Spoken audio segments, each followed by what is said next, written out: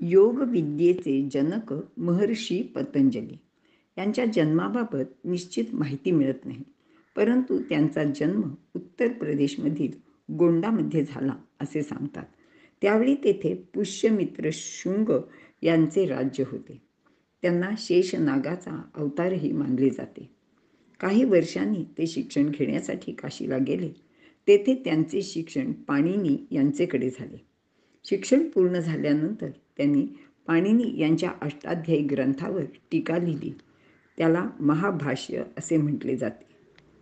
मात्र पुढे त्यांनी लिहिलेल्या योगसूत्र या ग्रंथामुळे ते प्रसिद्ध झाले.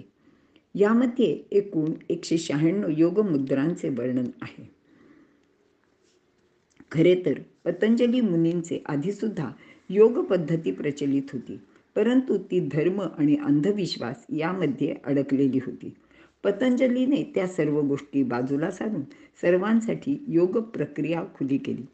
योगाला ध्यानाची जोड दिली तर शरीराबरोबर मनाची शक्ती पण खूप वाढते. त्यामुळे त्यांना खूप लोकप्रियता प्राप्त झाली. ती देशविदेशात अगदी दूरपर्यंत पोचली. अगदी अरब देशात सुद्धा हा ग्रंथ पोचला. मात्र 12व्या शतकानंतर अगदी 19व्या शतकापर्यंत या सर्व गोष्टी जनमानसातून जणू एकाएकी गायबच झाल्या. त्याला कारण संपूर्ण जगामध्ये त्यावेळी व्यापार आणि व्यवसाय यांचे महत्त्व वाढले. सत्तेची लालसा वाढली होती. परकीय सत्ता पैशाच्या आणि बळाच्या जोरावर आपापल्या धर्माचा प्रचार आणि प्रसार करीत होती. मुस्लिम सत्तांध लोकांनी येथील हिंदू धर्मियांच्या अनेक उत्तम विद्यापीठांचा, त्यातील ग्रंथसंपदेचा, तेथील गुरु परंपरेचा नाश केला व सगळीकडे एक भयाचे वातावरण पसरविले. प्रत्येकाला केवळ आपल्या जगण्याबाबत काळजी वाटू लागली. मात्र 19व्या शतकात भारतातील एक तेजस्वी तरुण अमेरिकेत गेला होता. तेथे आपल्या तेजस्वी व ओजस्वी भाषणाने त्यांनी लोकांची मने जिंकली. लोकांना हिंदू धर्माची खरी माहिती दिली. अर्थात त्या तेजस्वी तरुणाचे नाव होते नरेंद्र उर्फ विवेकानंद. त्यांनी मग योग, ध्यान, धारणा या गोष्टी, त्यांचे महत्त्व लोकांना सांगितले, त्यांना पटवून दिले आणि पुन्हा एकदा पतंजली योगाला जगभरात मान्यता मिळाली. आज जगातील बहुतेक देशांमध्ये योग साधना केली जाते.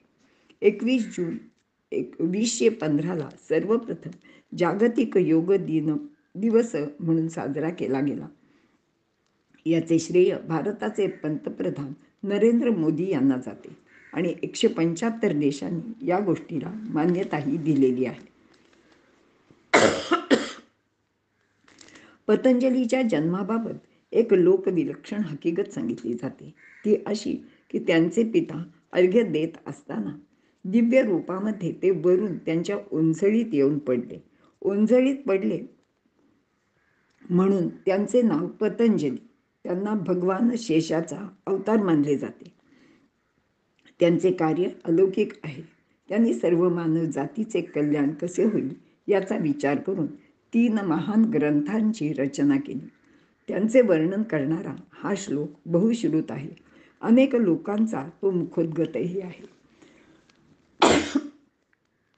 योगेन चित्तस्य पदेन वाचां मलं शरीरस्य च वैद्यकेन योपांकरोत्तं प्रवरं मुनीनां पतंजलिं प्राञ्जलिरा नतोस्मि. महर्षी पतंजली यांचा योगदर्शन हा खूप प्राचीन ग्रंथ आहे. त्याचे अभ्यासाने अधिदैविक, अधिभौतिक तसेच आध्यात्मिक दुःख समाप्त होऊन सर्व सिद्धींचा लाभ होतो. तसेच साधक प्रत्यक्ष देवतांचे सान्निध्य प्राप्त करू शकतात. आपल्या इष्टदेवतांचे दर्शनांचा लाभही त्यांना होऊ शकतो. योग साधन करणारे आपल्या मुक्तिमार्गाचे ज्ञान मिळवू शकतात. शिवाय अनेक सिद्धी त्यांना प्राप्त होतात, जसे आकाशगमन, दूरदर्शन, दुसऱ्याचे मनोगत जाणणे या आणि अशासारख्या अनेक सिद्धी त्यांना प्राप्त होतात. आपल्याला चांगदेव महाराजांचे उदाहरण लक्षात घेता येईल. त्यांनी योगाचे साह्याने अनेक वर्ष जगण्याचा पराक्रमही केला होता. त्यांना अनेक सिद्धी प्राप्त झाल्या होत्या. ते आकाश गमन करू शकत होते. त्यांनी व्याघ्र, सर्प इत्यादी अंकित केले होते. ते फार मोठे योगी होते. पाणिनीच्या योगसूत्रानुसार अनेक लोकांनी पाणिनीच्या योगसूत्रांवर अनेक लोकांनी भाष्य लिहिले आहेत. त्यामध्ये आदि शंकराचार्यांचे भाष्य खूप प्रसिद्ध आहे. असेही सांगतात की शंकराचार्यांचे गुरुचे गुरु गौडपादाचार्य हे पतंजलींचे शिष्य होते. त्यांनी योगामध्ये 8 प्रकारचे साधन सांगितले आहे. त्यात आसन, यम, नियम, प्राणायाम, प्रत्याहार, धारणा, ध्यान आणि समाधी यांचा समावेश आहे. त्यांची ही साधना पद्धती सर्वसुलभ आणि लोकप्रिय आहे. महर्षी पतंजलींना शेषनागाचा अवतार मानले जाते. हे यापूर्वी आपल्याला सांगितले आहे. याबाबत एक गोष्ट अशी सांगितली जाते की एकदा सर्व ऋषी आणि मुनी भगवान विष्णूंकडे गेले आणि हात जोडून त्यांना म्हणाले, भगवंता, आपण धन्वंतरीचा अवतार घेऊन मानवांना शारीरिक रोगांपासून मुक्त करण्यासाठी आयुर्वेदाची देणगी दिलीत. पण पृथ्वीवरचे लोक काम, क्रोध आणि अनेक वासनांनी त्रस्त झालेले आहेत. त्यांना यापासून मुक्ती देण्यासाठी आपण काहीतरी उपाय करावा. कारण माणसाचे जीवन सुखी होण्यासाठी फक्त शारीरिक आरोग्य पुरेसे नसते, तर भावनिक म्हणजे मानसिक रोगापासून सुद्धा त्यांची सुटका व्हायला हवी. भगवान श्री विष्णूंनी लोकांचे म्हणणे ऐकले, त्यावर विचार केला. खरे तर त्यावेळी भगवान विष्णू वैकुंठ लोकामध्ये आदिशेषाचे शय्येवर पहुडले होते. 1000 फड्यांचा म्हणजे सहस्रमुखांचा शेष, ज्याला 2 सहस्र नयन आहेत, तो जागरूकतेचे प्रतीक मानले जाते. ऋषींची प्रार्थना ऐकून भगवंतांनी विचार केला आणि मग त्यांनी सतत जागरूक असलेल्या या शेषाला पृथ्वी तलावर पतंजलीचे रूपामध्ये पाठवून दिले. मात्र पतंजलींची ज्ञानदानाबद्दल एक हकीकत अशीही सांगितली जाते. ती अशी की ते म्हणाले की मी एकावेळी 1000 शिष्य जोपर्यंत एकत्र येत नाहीत तोपर्यंत हे योगाचे ज्ञान कोणालाही शिकवणार नाही.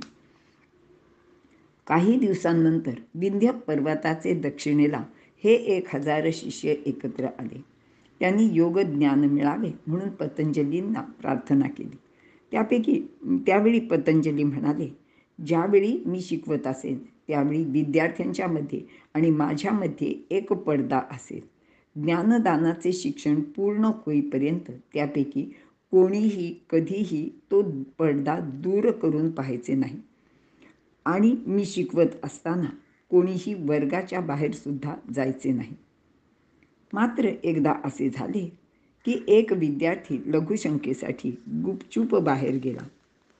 त्याच वेळी आणखी एका विद्यार्थ्याला आपले गुरु कोण आहेत हे पाहण्याची तीव्र इच्छा झाली आणि त्याने विचार न करता पडद्यामागे डोकावून पाहिले.